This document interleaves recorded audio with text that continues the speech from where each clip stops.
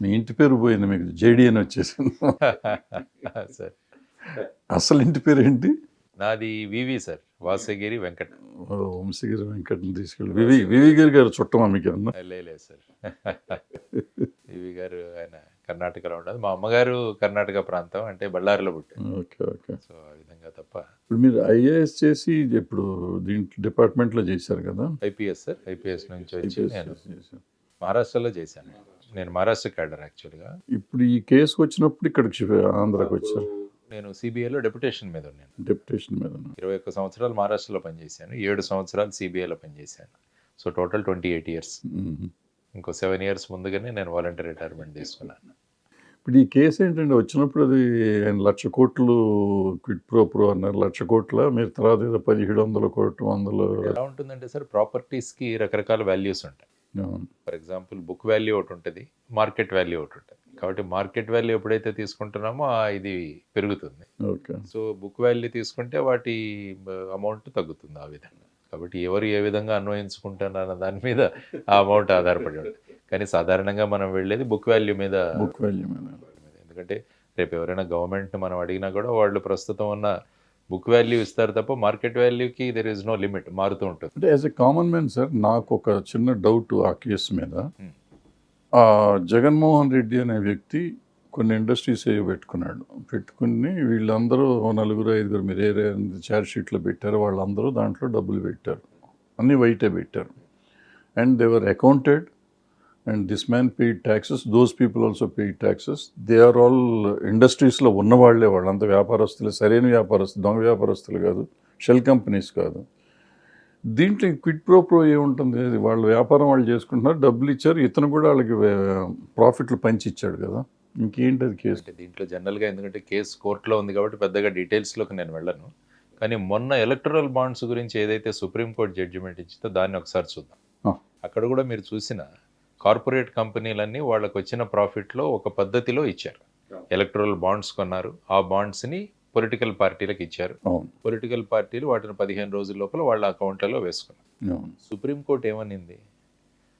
Suppose ఈ ప్రభుత్వం కనుక, ఈ పార్టీ కనుక రేపు ప్రభుత్వంలోకి వస్తే వీళ్ళు ఇచ్చిన మొత్తాలు ఏవైతే ఉన్నాయో వాటి కోసం వాటి దగ్గర నుంచి పనులు చేయించుకునే ఆస్కారం ఉంటుంది. కాబట్టి it is nothing but quit pro. ఇక్కడ కూడా చూసుకున్నా మొత్తం కూడా లీగల్ ప్రొసీజరే జరిగింది. కానీ సుప్రీంకోర్టు ఏమన్నది, ఇది it is against the constitution. అందువల్ల సెక్షన్ 19 ఆర్టికల్ 19A(1)కి విరుద్ధం. ఆ తర్వాత సీక్రసీ ఉంది ఇందులో. ఆ తర్వాత it is also nothing but corruption and quit pro కావాలి, నీకింత నాకింత అన్న విధంగా. కాబట్టి ఏదైనా జస్ట్ వైట్ మాధ్యమంలో వచ్చినంత మాత్రాన ఒక ఇన్వెస్ట్మెంట్కి శాంక్టిటీ అన్నది ఉండదు.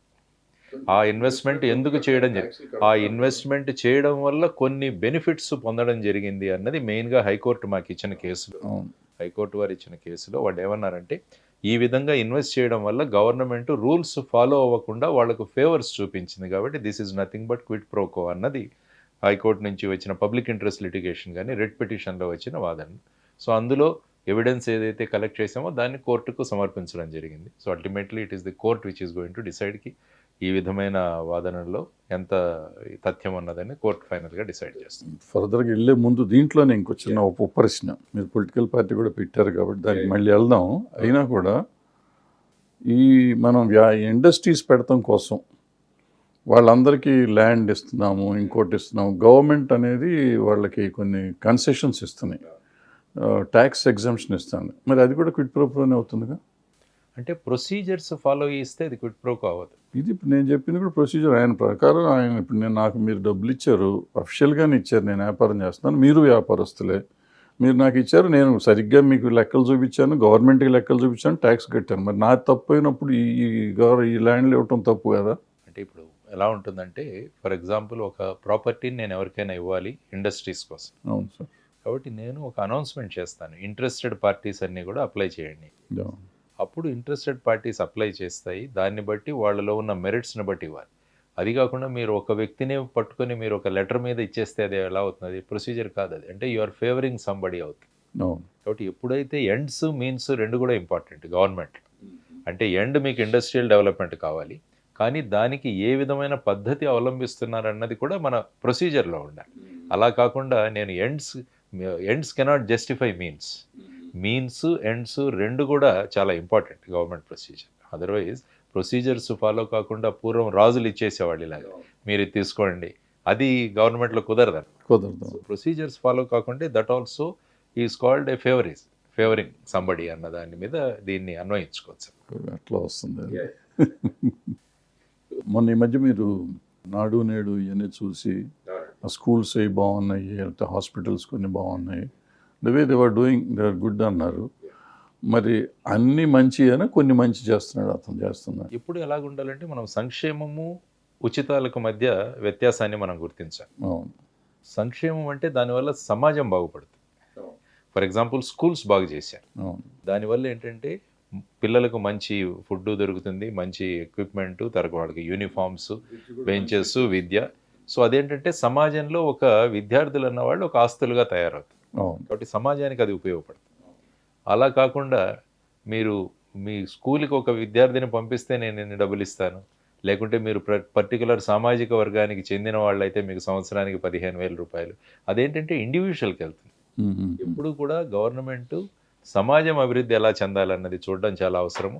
సమాజం అభివృద్ధి చెందాలంటే మీరు ఇండివిజువల్గా డబ్బులు ఇవ్వకుండా వాళ్ళకు లైవ్లీహుడ్స్ ఇవ్వండి. ఏదైనా ఇది పని చేసి నేను ఒక చిన్న ఫ్యాక్టరీ పెడతాను, అందులో మీరు పని చేయండి, అందులోకి మీకు వేజెస్ వస్తాయి, దానివల్ల ఏంటంటే లాభాలు వస్తాయి, మీకు జీతాలు దొరుకుతాయి, అందువల్ల సొసైటీ ఇంప్రూవ్ అవుతుంది, తర్వాత గవర్నమెంట్కి కూడా రెవెన్యూ వస్తుంది. ఇలాగా సంక్షేమాలకి ఉచితాలకి మనం తేడా తెలియజేయాలి. సపోజ్ ఫర్ ఎగ్జాంపుల్ అందరికీ బస్సు ఫ్రీ పెట్టాం, మహిళలకు బస్ ఫ్రీ అన్నారు తెలంగాణలో, అది అవసరం లేదు. గర్భిణీ స్త్రీలకు ఇవ్వండి బస్ ఫ్రీ, దివ్యాంగులకు ఇవ్వండి, వృద్ధులకు ఇవ్వండి, విద్యార్థులకు ఇవ్వండి. సో అది జస్టిఫైడ్. కాబట్టి ఇది సంక్షేమము ఈ ఉచితాలకు మధ్య వ్యత్యాసం తెలుసుకొని వెళ్ళాలి. అంటే ఇప్పుడు హెల్త్ ఎడ్యుకేషన్ అనేది జనరల్గా అందరికీ ఫ్రీగా ఉండాలి అనేది కదా జనరల్గా. వీళ్ళు ఇప్పుడు మా అక్కడ ఆంధ్రాలో పెట్టింది ఫ్రీ, అందరికీ ఫ్రీ కదా. గవర్నమెంట్ స్కూల్స్లో ఎవరు వెళ్ళినా ఫ్రీయే కదా. ఫ్రీ అండి, ఎందుకంటే మీరు గవర్నమెంట్ స్కూల్స్ బాగు చేస్తే ఖచ్చితంగా విద్యార్థులు మీ దగ్గర వస్తారు. అలా చేయాలి. లేకుంటే మీరు ఇప్పుడు ఫర్ ఎగ్జాంపుల్ అమ్మఒడి అన్నది మీరు గవర్నమెంట్ స్కూల్స్ పంపితే మీకు ఇస్తామంటే అది బాగుండేది. గవర్నమెంట్ ఇంత ఖర్చు పెడుతుంది. గవర్నమెంట్ చూస్తే ఒక్కొక్క విద్యార్థి మీద సుమారుగా ఐ థింక్ 75,000 దాకా ఖర్చు పెడతారు సంవత్సరానికి. అంత ఖర్చు పెడుతున్నప్పుడు మనం గవర్నమెంట్ స్కూల్స్ని ఇంప్రూవ్ చేయాలి. ఎందుకంటే గవర్నమెంట్లో అన్నీ ఫ్రీగానే ఉంటుంది. ఇప్పుడు ప్రైవేట్ స్కూల్స్కి వెళితే మీకు ఫీజులు ఉంటాయి, తర్వాత వాళ్ళ బిల్డింగ్ ఫండ్ అంటారు, ఆ ఫండ్ అంటారు, ఈ ఫండ్ అంటారు, ఫైనల్గా చాలా వసూలు చేస్తారు. కాబట్టి అవుట్ ఆఫ్ పాకెట్ ఎక్స్పెన్సెస్ పెరిగిపోతాయి పబ్లిక్కి. సో అదేవిధంగా ఇప్పుడు మీరు ఆరోగ్యశ్రీ ఇస్తున్నారు, కానీ నేననేది ఏంటంటే ప్రజలందరికీ కూడా ఆరోగ్య బీమా కల్పించండి. ఆర్ బేసిక్ ఇన్ఫ్రాస్ట్రక్చర్ ఏదైతే ఉందో, ప్రైమరీ హెల్త్ సెంటర్ కావచ్చు, కమ్యూనిటీ సెంటర్స్ కావచ్చు, డిస్ట్రిక్ట్ హెల్త్ సెంటర్స్ కావచ్చు, వీటన్నింటినీ బాగు చేయగలిగితే, అక్కడ మంచి ఫెసిలిటీస్ కనుక మనం క్రియేట్ చేయగలిగితే, సో ఇక ప్రైవేట్ అన్న కాన్సెప్ట్ ఉండదన్నమాట.